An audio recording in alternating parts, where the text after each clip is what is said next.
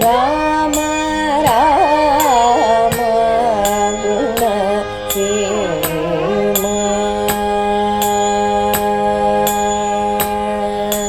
ರಾಮ ರಾಮ ಗುಣ ಸೇಮ. ಶ್ರೀಮತೆ ರಾಮಾನುಜಾಯ ನಮಃ. ಕೂಜಂತಂ ರಾಮರಾಮೇತಿ ಮಧುರಂ ಮಧುರಾಕ್ಷರಂ ಆರುಹ್ಯ ಕವಿತಾಶಾಖಾಂ ವಂದೇ ವಾಲ್ಮೀಕಿಕೋಕಿಲಂ. ಜಿಯಾತ್ ದಾಶರಥಿ ರಾಮೋ ಘನಶ್ಯಾಮೋ ಧನುರ್ಧರಃ ಹನುಮತ್ಸೇವಿತಾಂಘ್ರಿಶ್ರೀ ಸೀತೆಯಾ ಲಕ್ಷ್ಮಣೇನ ಚ ತಸ್ಮೈ ರಾಮಾನುಜಾರ್ಯಾಯ ನಮಃ ಪರಮಯೋಗಿನೇ. ಯಶ್ರುತಿಸ್ಮೃತಿಸೂತ್ರಾಣಾಂ ಅಂತರ್ಜರಮಶೀಷಮತ್. ನೋಡುತ್ತಾ 4 ಮಕ್ಕಳು ದೊಡ್ಡವರಾಗ್ಬಿಟ್ರು. ದಶರಥನಿಗೆ ಆನಂದ ಆಯಿತು. ಎಲ್ಲ ವಿದ್ಯೆಗಳನ್ನು ಕಲ್ತ್ಕೊಳ್ತಾ ಇದ್ದಾರೆ. ಈ ಮಕ್ಕಳಿಗೆ ಕಲ್ಯಾಣ ಮಾಡಬೇಕು, ವಿವಾಹ ಮಾಡಬೇಕು ಅಂತ ದಶರಥನಿಗೆ ಆಲೋಚನೆ ಬಂತು. ಹಾಗೇ ಆಲೋಚನೆ ಮಾಡಿಕೊಂಡು ಕೂತಿದ್ರು ದಶರಥ. ಆಗ ಒಬ್ಬ ದೂತ ಓಡೋಡಿ ಬಂದ. ದಶರಥನಿಗೆ ನಮಸ್ಕರಿಸ್ದ. ಮಹಾರಾಜ, ವಿಶ್ವಾಮಿತ್ರರು ಬಂದಿದ್ದಾರೆ ಎಂದ. ವಿಶ್ವಾಮಿತ್ರರ ಹೆಸರನ್ನು ಕೇಳಿದ ತಕ್ಷಣ ದಶರಥ ಥಟ್ಟಂತ ಎದ್ದು ನಿಂತುಕೊಂಡು ಸಂಭ್ರಮದಿಂದ ದ್ವಾರಕ್ಕೆ ಹೋಗಿ ಯಥಾವಿಧವಾಗಿ ಸತ್ಕರಿಸಿ ಅವನ ಸ್ವಾಗತವನ್ನು ಕೋರಿದ್ರು. ದಶರಥ ವಿಶ್ವಾಮಿತ್ರರಿಗೆ ಹೇಳಿದ್ರ, ನೀವು ಬಂದಿದ್ದು ನನಗೆ ಬಹಳ ಸಂತೋಷ ಆಗೋಯ್ತು. ಹೇಗೆ ನನಗೆ ಸಂತಾನ ಇಲ್ಲದೆ 4 ಮಕ್ಕಳು ಸಿಕ್ಕಿದ್ರೋ ಅದಕ್ಕಿಂತ ಅಧಿಕವಾದಂತಹ ಸಂತೋಷ ನನಗಾಗ್ಬಿಡ್ತು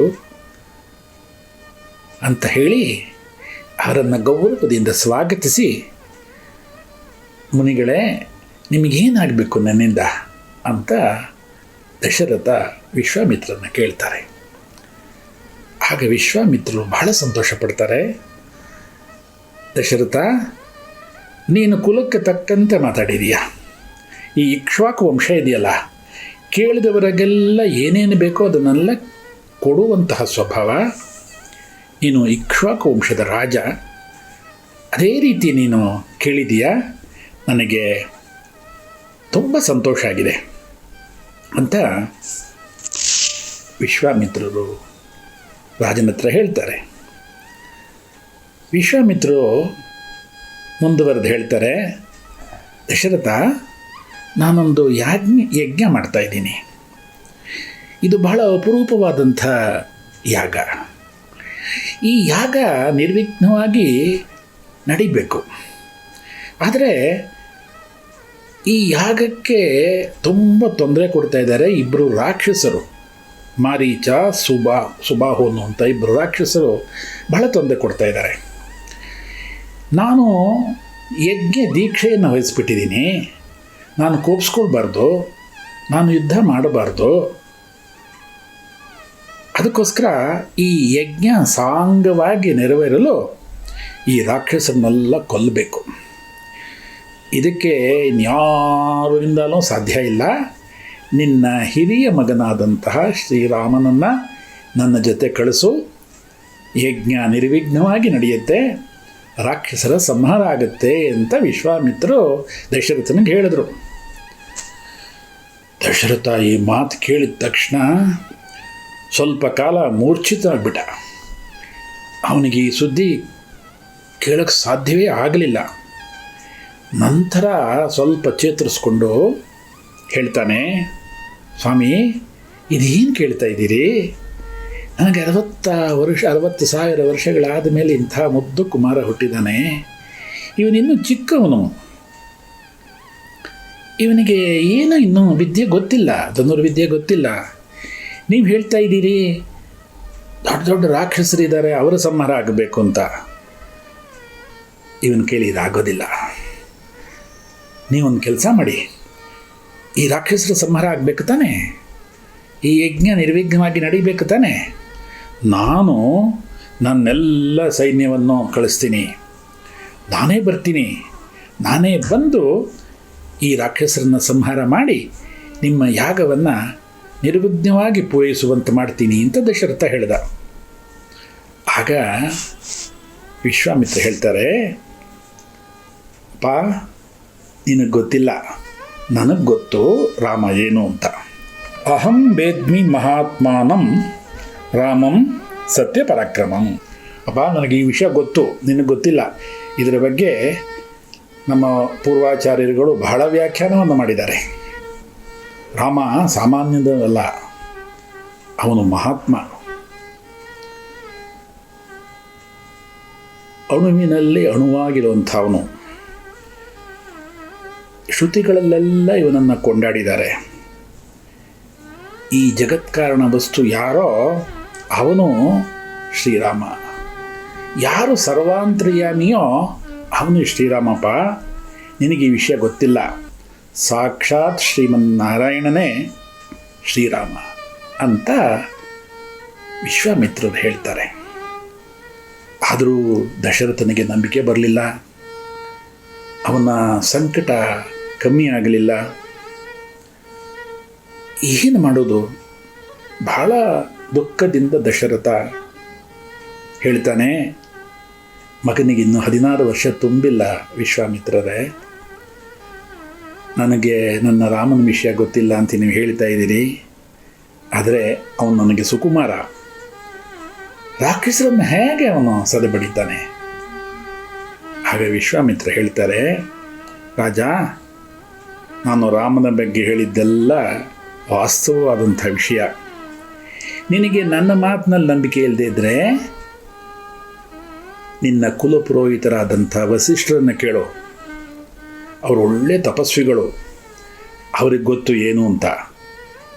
ನೀನು ಮೊದಲು ಅವ್ರನ್ನ ಕೇಳು, ಆಮೇಲೆ ನಾನು ಮುಂದಿನ ಮಾತಾಡ್ತೀನಿ ಅಂತ ಹೇಳ್ತಾರೆ. ಇದನ್ನು ನೋಡಿದಂಥ ವಸಿಷ್ಠರು, ದಶರಥ, ವಿಶ್ವಾಮಿತ್ರರು ಸಾಮಾನ್ಯರಲ್ಲಪ್ಪ, ಧರ್ಮಜ್ಞರಲ್ಲಿ ಧರ್ಮಜ್ಞರವರು, ವೀರ್ಯವಂತರಲ್ಲಿ ವೀರ್ಯವಂತರು ಈ ಬ್ರಹ್ಮರ್ಷಿ. ಇವರು ಬಂದಿರುವುದು ನಮಗಾಗಲ್ಲ, ನಿನ್ನ ಹಿತಕ್ಕೆ ಬಂದಿದ್ದಾರೆ. ಇವರಿಗೆ ಗೊತ್ತಿಲ್ಲದೆ ಇರೋಂಥ ಯಾವ ಅಸ್ತ್ರಶಸ್ತ್ರ ವಿದ್ಯೆಗಳು ಇಲ್ಲ. ಏನು ಯೋಚನೆ ಮಾಡಬೇಡ, ನೀನು ಇವರನ್ನ ಕಳಿಸ್ಕೊಡು ಅಂತ ಹೇಳ್ತಾರೆ. ಆಗ ದಶರಥನಿಗೆ ಉಂಟಾದಂಥ ದುಃಖ ದೂರ ಆಗುತ್ತೆ.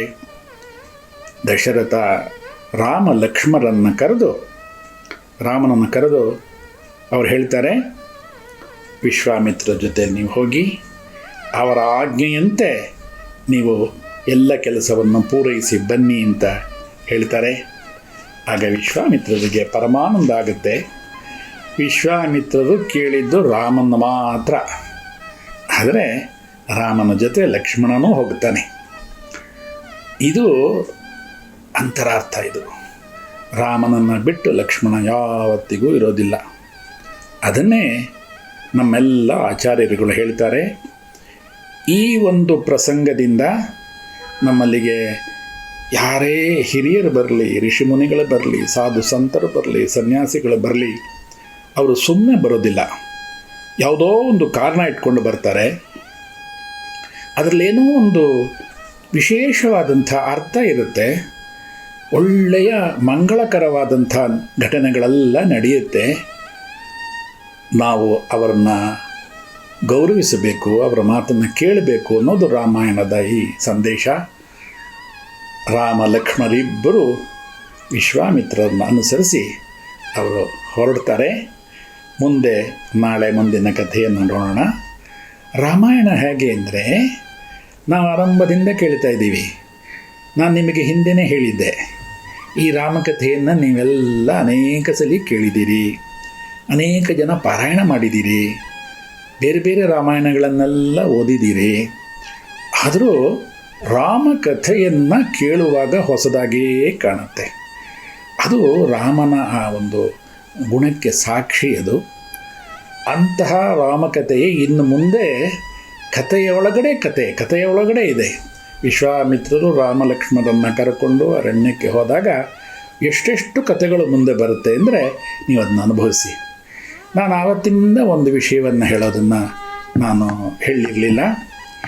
ಈ ಶುಭೋದಯಕ್ಕೆ ಪ್ರಾರಂಭದ ಸಂಗೀತವನ್ನು ಕೊಟ್ಟಂಥವರು ನಮ್ಮ ಮಠದ ಭಕ್ತರಾದಂಥ ಜನಾರ್ದನ್ ಅಂತ.